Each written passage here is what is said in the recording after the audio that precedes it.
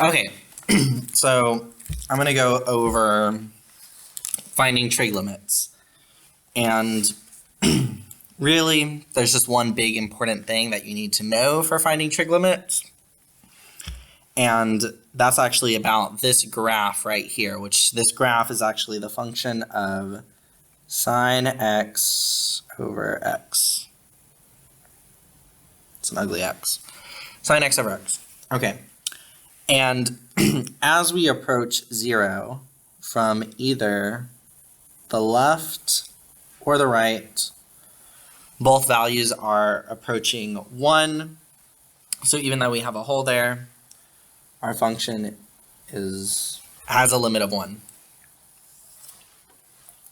And this leads us to an important sort of rule, which is this note that I have down here, which I switched to u in this case because we substitute u for a lot of things later, but where u is something, if we have sine of that something over the same something, that's going to give us a limit of 1. And now that that's a limit we know, that's something we can sort of work with. Actually, for this example here, I don't want to use 0. I want to use... But normally, you're still going to want to try to do the same things when you get limits. Let me change this to pi over 4. So if I look here, normally we do limits the same way. We try and evaluate them. These are trig functions, which is why I gave you trig homework, because I want you to know your trig functions.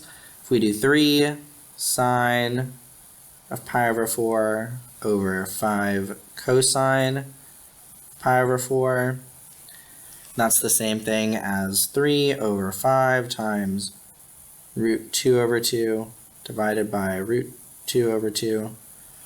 Well, here, this root 2 over 2, this is root 2 over 2, that simplifies to 1, so we're just left with 3/5. And our limit is just 3/5. We didn't have to do any fancy trig rules here. But now, if we look at the second example, sine of 4x over 2x, if we were to try to evaluate sine of 0 over 0 equals 0 over 0 is indeterminate. So now we need to go back. I'm just going to erase because I don't want to keep writing on this line. We need to go back, and we need to apply our important sine rule. So we have the limit as x approaches 0 of sine of 4x, and our question is over 2x. What can I multiply the denominator by that will get us so that we have something over something? And well, in this case, what times 2 will give us 4? Well, 2 times 2 will give us 4. And if I'm multiplying the denominator by 2, I also need to multiply the numerator by 2 so that we're still multiplying by 1, and the factors would still simplify to 1. But now we can write this as equals the limit as x approaches 0 of, oops, I messed up. Where did I go? Oh, okay, there we go. 2, I'm actually going to write it a little differently. I'm going to write it as 2 times sine of 4x over 4x. And well, now we have sine of something over something. So we know that that limit is 1. So we know that this limit is 1. And if we were to take the limit of a constant function of this 2, we know this limit would be 2. So we just end up with 2 times 1, and that equals 2.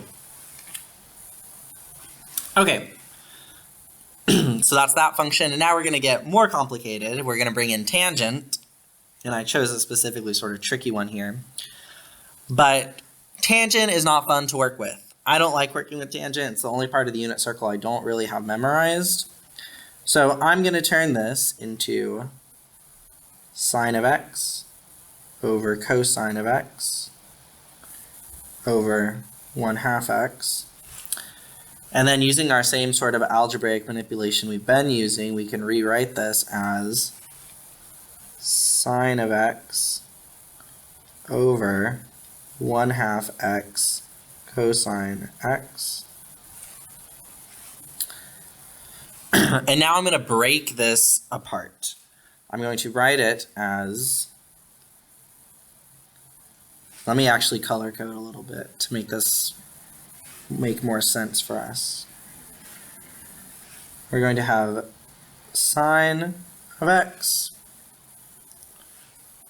1/2 x cosine x. We're going to have 1/2 x cosine x. So I'm going to break this fraction apart, and I just need to make sure that all my colors are still there. And I'm going to start with my dividing by 1/2. So we have, I'll actually rewrite it. I shouldn't have done 1/2 on the denominator. That's just going to be 2. Because we're dividing by 1/2, which is the same as multiplying by 2. 2 times sine of x over x times 1 over cosine of x. And sorry, I made a mistake. I forgot something. You should be yelling at me. I forgot my limit as x approaches 0. And now that I've broken my fraction up, we can actually just sort of figure out what our limits are piece by piece. So starting with this green part here, this limit would just be 2. We know that our sine of x over x limit would just be 1. And now we have our 1 over cosine x, which cosine of 0 is just 1, so we have 1 over 1, so we end up with a 1 there. And if I just take those pieces together, we end up with 2 times 1 times 1 equals 2. So we're just breaking out our limit into pieces that we know. The last example I want to do, which this one is the really fun one, is we have 2 minus cosine of 3x over 3x as x approaches 0 at the limit. And we need to bring back one of our dearest friends, who we should all love by now, because we want to find a way to make this into something we can work with.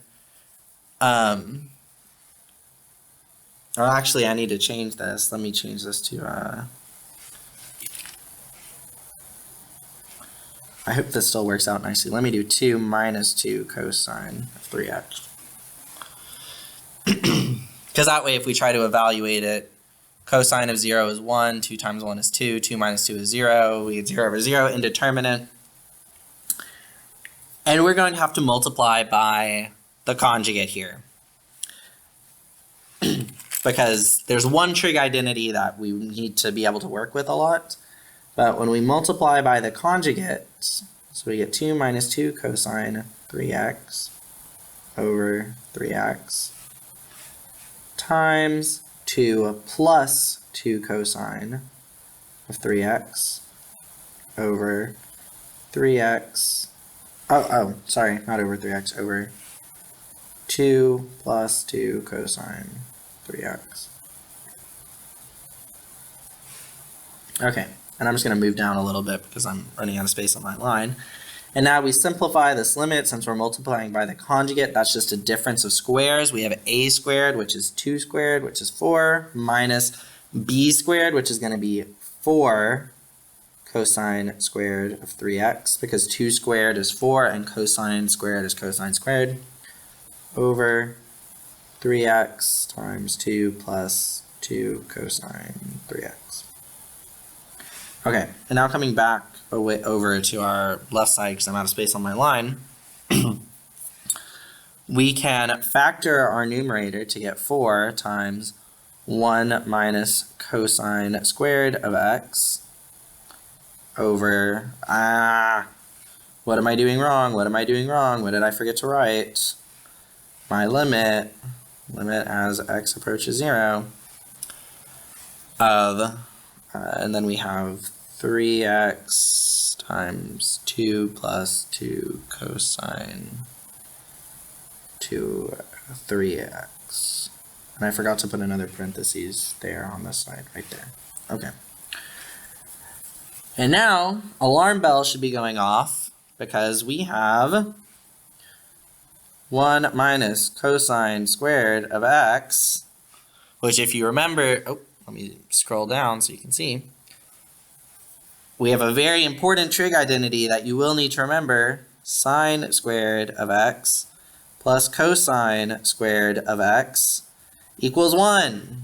And if we do some rearranging here, if I do minus cosine squared of x minus cosine squared of x, boom, we end up with sine squared of x equals 1 minus cosine squared of x. And that lets us rewrite what we have in our numerator. Scroll down a little bit more so you can see. As 4 times sine squared of x, and actually I'm going to drop the parentheses because we can leave it like that, over our denominator, and I'm making a mistake again. I get too excited with my manipulations and forget to write my limit. 3x times 2 plus 2 cosine 3x. And I really should have color-coded here, but I don't want to go back and do it again. But I'm going to split it up again into things that I know. So I have my 4 over 3. That covers the first part of my fraction.